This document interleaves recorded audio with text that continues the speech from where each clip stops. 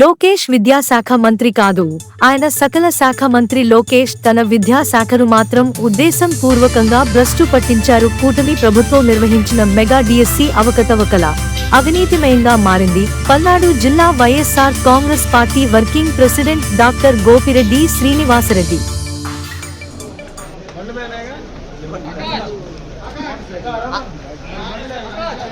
ఆకాష్ కార్లా రమ్మని ఏమన్నా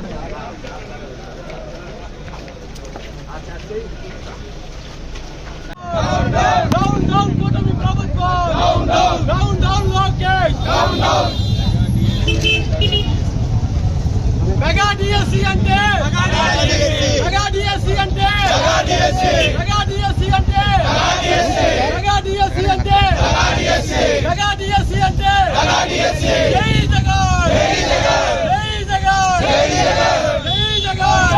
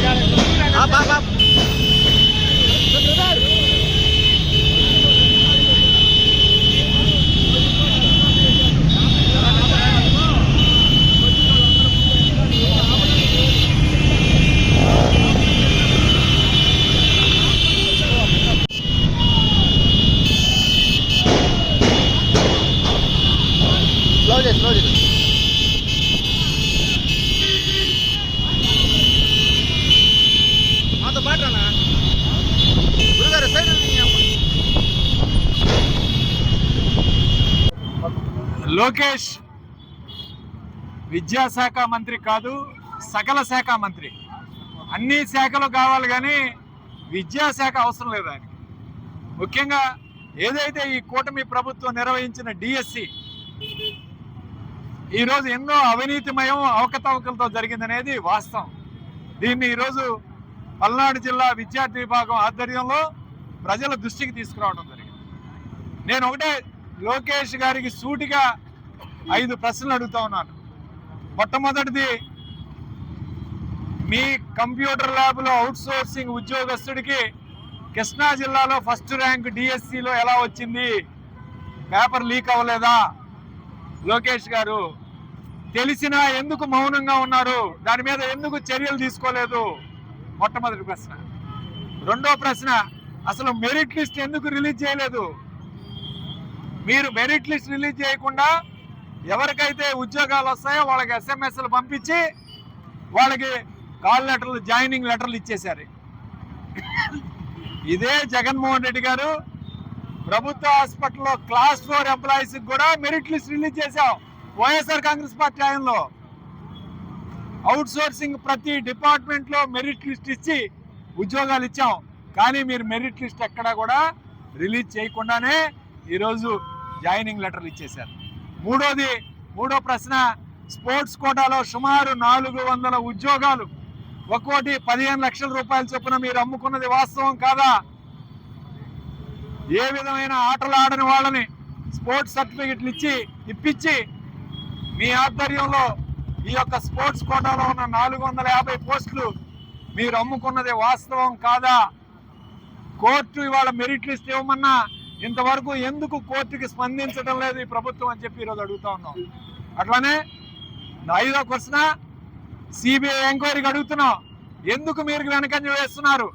ఈరోజు సిబిఐ ఎంక్వైరీ కావాలి దీని మీద అని ఈరోజు మేము ప్రశ్నిస్తున్నాం.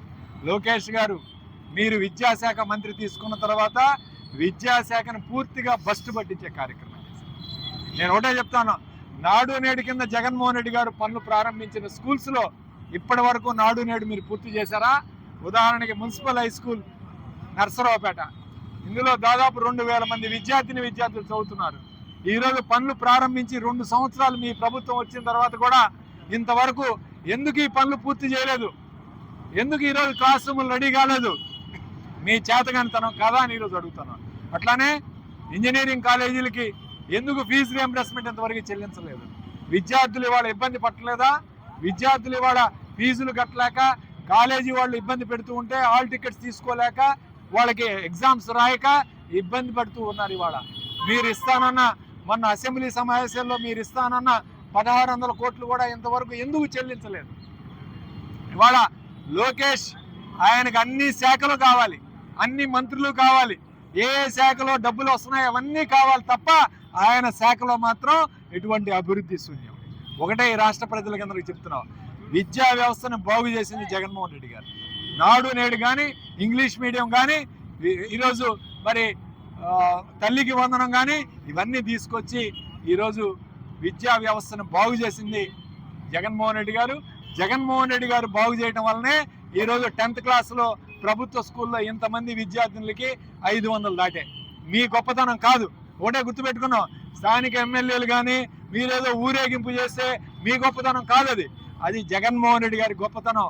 దానివల్లనే ఈరోజు విద్యార్థులకి 500 దాటి మార్కులు ఈరోజు వచ్చాయంటే దానికి కారణం జగన్మోహన్ రెడ్డి గారు. అది గుర్తుపెట్టుకోవాలా. ఈరోజు సామాన్యుడు కూడా తెలుసు ఈ ప్రభుత్వం పూర్తిగా విఫలమైన ప్రభుత్వం. ఈ ప్రభుత్వం మహానాడు చూసాం, అట్టర్ ఫ్లాప్ అయింది మహానాడు. ఒక్కొక్క వేదికల్లో 11 మంది, 15 మంది, 20 మంది ఉన్నారు తప్ప ఎక్కడా కూడా మహానాడుకి ప్రజలు లేరు అనేది వాస్తవం. ఖచ్చితంగా మహానాడే తెలియజేస్తుంది ఈ ప్రభుత్వం, ఈ పార్టీ ఘోరంగా విఫలమైంది. ఖచ్చితంగా జగన్మోహన్ రెడ్డి గారు మళ్ళీ ముఖ్యమంత్రి అవడం ఖాయమని తెలియజేస్తూ సెలవు తీసుకుంటాం.